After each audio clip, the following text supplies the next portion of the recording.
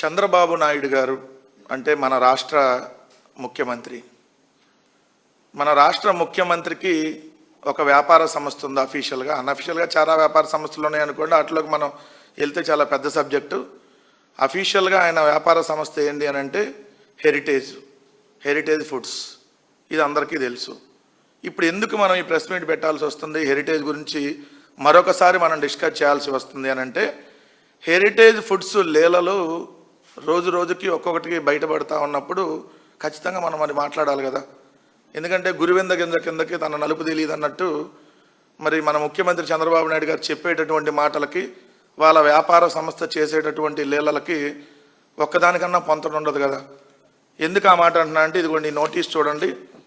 Heritage ఫుడ్స్కు సంబంధించి కేంద్ర ఆహార భద్రతా సంస్థ అంటే FSSAI అంటే food safety and standards authority of India Heritage ఫుడ్స్కు సంబంధించినటువంటి లీలల్ని బయట పెడుతూ దానికి నోటీసులు ఇచ్చినటువంటిది. ఇది రీసెంట్ నోటీస్. ఏంటి నోటీస్ అంటే, హెరిటేజ్ ఫుడ్స్కు సంబంధించి వాళ్ళు హెరిటేజ్ పన్నీర్ అనేది తయారు చేస్తూ ఉన్నారు. ఆ పన్నీరుపై ఏదైతే ఆరోగ్య భద్రతా నియమాలని ఉల్లంఘించి వీళ్ళందరికీ వీళ్ళే హెల్తీ అని, వీళ్ళే ఫ్రెష్ అని దాని మీద ముద్రలు వేసుకుంటూ ప్రజల్ని తప్పుదోవ పట్టిస్తుంది. ఇది food safety and standards act నిబంధనల్ని పూర్తిగా తొంగలోకి తొక్కటమే అని చెప్పి హెరిటేజ్ యాజమాన్యానికి ఇచ్చినటువంటి నోటీసులు.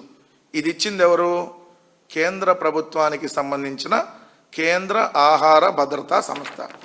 మనం ఎక్కడున్నాం? ఇక్కడ కింద వాళ్ళే అధికారంలో ఉన్నారు, ఎన్డీఏ పైన వాళ్ళే అధికారంలో ఉన్నారు. అయినా నియమాలు పాటించట్లేదని ఇచ్చారు అని అంటే, ఏదైతే ఇక్కడ స్టాండర్డ్స్ అంతా ఉల్లంఘిస్తూ ప్రజలను తప్పుదోవ పట్టిస్తున్నారని ఇచ్చారు అని అంటే, ఇంకా ఎంత దారుణాలు అక్కడ జరుగుతూ ఉన్నాయో అవి కూడా బయటికి రావాలి. హెల్దీ అని వాడుతూ ప్రజలని బురిడీ కొట్టిస్తున్నారు, దీని మీద చర్యలు తీసుకుంటామని చెప్పి డైరెక్ట్గా ఇచ్చినటువంటిది. ఇది ఒక్కటే కాదు, ఇది ఈరోజు వచ్చినటువంటిది.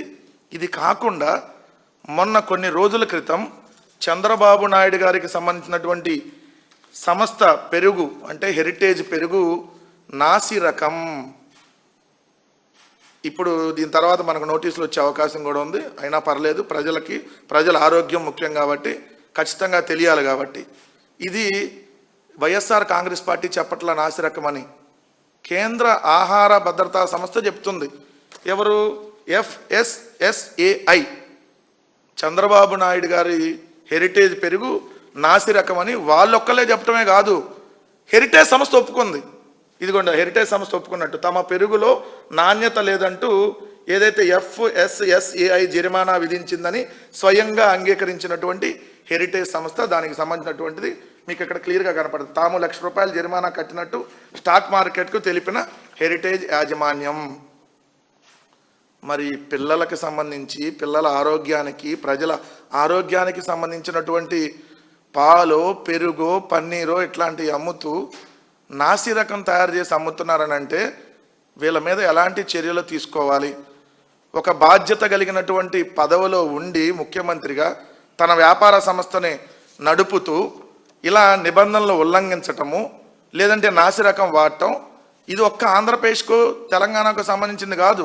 వీళ్ళ ప్రొడక్ట్స్ ఎక్కడుంటే అక్కడ. రెండోది, పక్కన మన తెలంగాణకి సంబంధించినటువంటి హైదరాబాద్ నగరంలో మూసీపై హెరిటేజ్ పడగ అంటే ఏంటిది? ఇలా డైరీకి సంబంధించి షామీర్పేటలో డైరీ ఉంటే ఇక్కడ నాగోలు తీసుకొని వచ్చి దాదాపు ఒక 50 కిలోమీటర్లు తీసుకొని వచ్చి ఏదైతే 50,000 లీటర్లకు పైగా స్కిమ్డ్ వెయ్యి పారబోస్తూ ఉన్నారు. ఏంటి స్కిమ్డ్ వెయ్యి అంటే, దీన్ని శుద్ధి చేసిన తర్వాత మాత్రమే విడుదల చేయాలి. కానీ శుద్ధి చేయకుండా అక్కడ తీసుకొని వచ్చి ఆ మూసీ నదిలో వేయటం వల్ల అక్కడ ఉన్నటువంటి పర్యావరణం పూర్తిగా దెబ్బతినిద్దని చెప్పి అక్కడ ఉన్నటువంటి వాళ్ళందరూ అక్కడ ఫిర్యాదు చేసినటువంటిది. అక్కడ రోజు ఏదైతే 3 ట్యాంకర్లు అంట, మొత్తం ఎంత, ప్రతిరోజు 3 ట్యాంకర్లు షామీర్పేట మండలంలోని జగన్గూడలో ఉన్న హెరిటేజ్ ఫుడ్స్ లిమిటెడ్ సంస్థ ప్లాంట్ నుంచి ఒక్కో ట్యాంకర్లో 18,000 లీటర్ల చొప్పున రోజుకు 3 ట్యాంకర్లో 50,000 లీటర్ల పైగా స్కిమ్డ్ వేయినాయి. మామూలుగా దీన్ని ఏంటి, బయట పారబోయకూడదు. దీన్ని ఈ పారిశ్రామిక వ్యర్థాలను శుద్ధి చేసేటటువంటి ప్లాంట్ ద్వారా శుద్ధి చేసిన తర్వాత మాత్రమే బయటకి రిలీజ్ చేయాలి. కానీ ఇలా అలా రిలీజ్ చేయకుండా హైదరాబాదులో ప్రజల ప్రాణాలతో చెలగాటం ఆడతాం, అక్కడ ఉన్నటువంటి పర్యావరణాన్ని పూర్తిగా దెబ్బతీస్తామంటూ. ఎందుకు? పక్కన ఉంది కూడా వాళ్ళ గవర్నమెంటే కదా. అందుకని చెప్పి ఎలా వ్యర్థాలని చేస్తున్నారో ఒకసారి మీరు చూడండి. ఇది ఒక్కటేనా? వీళ్ళ లీలలు ఇంకా చాలా ఉన్నాయి కదా. ఈ లీలలో ఎట్లాంటి లీలలో వేరే రాష్ట్రాల్లో వీళ్ళని బ్యాన్ చేసినటువంటి పరిస్థితిని కూడా మనం దానికి సంబంధించి చూసాం.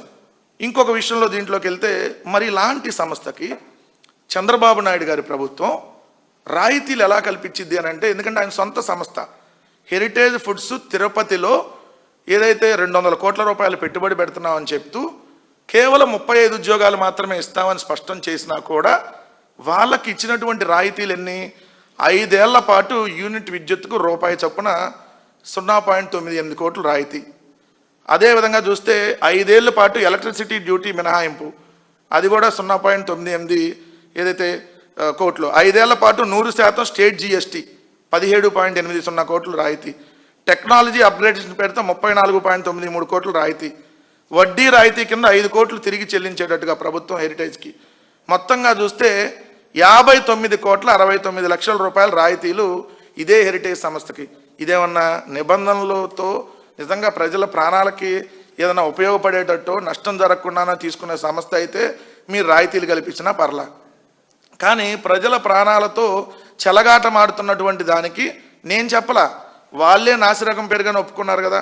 1,00,000 జరిమానా ఎందుకు కట్టారు నాసిరకం పెరుగు కాకపోతే?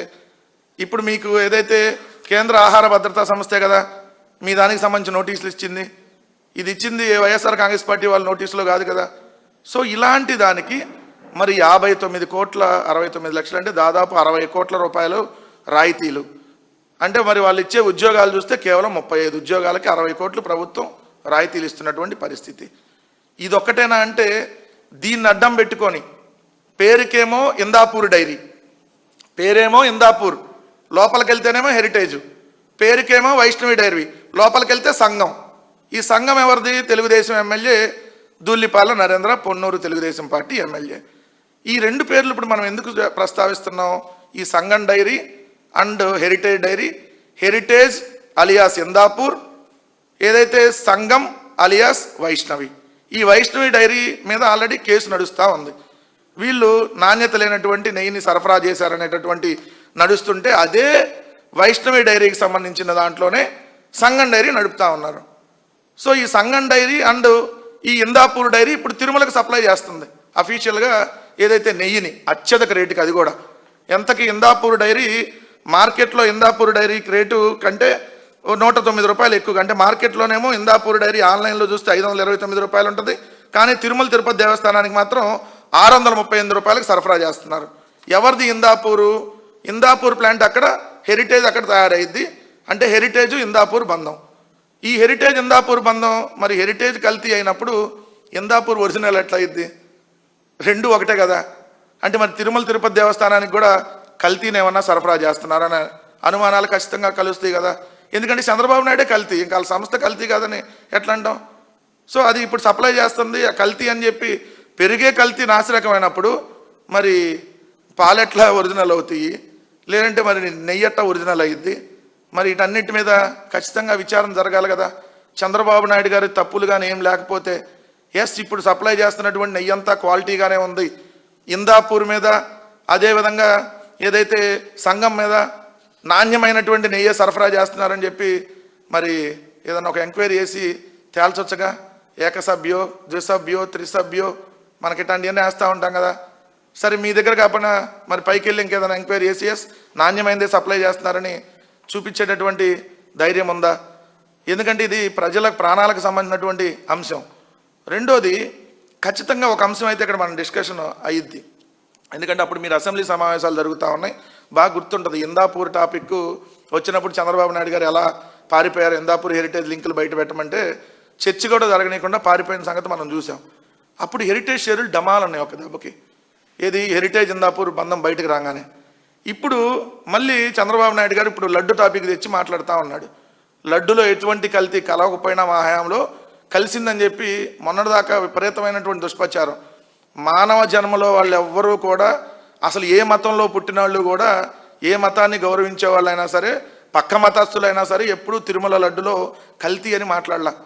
కానీ అలాంటి 310 సంవత్సరాల చరిత్ర కలిగిన లడ్డులో ముఖ్యమంత్రి హోదాలో కూర్చొని పంది కొవ్వు, గొడ్డు కొవ్వు, బాత్రూంలో యాసిడ్, బాబా అసలు మనుష్యులు మాట్లాడే భాష కాదు అది. ఎవరు లడ్డు మీద అలాంటి మాటలు మాట్లాడాల, అలాంటి మాటలు మాట్లాడాడు. అప్పుడు అనుభవించాడు హెరిటేజ్ షేర్లు ఏదైతే రేట్లు తగ్గుతూ, అప్పుడు యానిమల్ ఫ్యాట్ అన్నప్పుడు ఈ షేర్లన్నీ డమాలైనవి, హెరిటేజ్ ఇందాపూర్ బంధం బయటకు వచ్చి. ఇప్పుడు మళ్ళీ లడ్డు గురించి మాట్లాడుతూ ఉన్నాడు. ఈ హెరిటేజ్కి సంబంధించి FSSAI నోటీసులు బయటకు వచ్చినాయి. మరి ఇది కదా కలియుగ ప్రత్యక్ష దైవం లీలలో. అందుకనే దైవంతో పెట్టుకోవద్దు చంద్రబాబు నాయుడు గారు. ఇప్పటికే పెట్టుకొని చాలా మీ ప్రభుత్వం ఏ విధంగా పతనం అవుతా ఉందో చూస్తూనే ఉన్నారు కదా.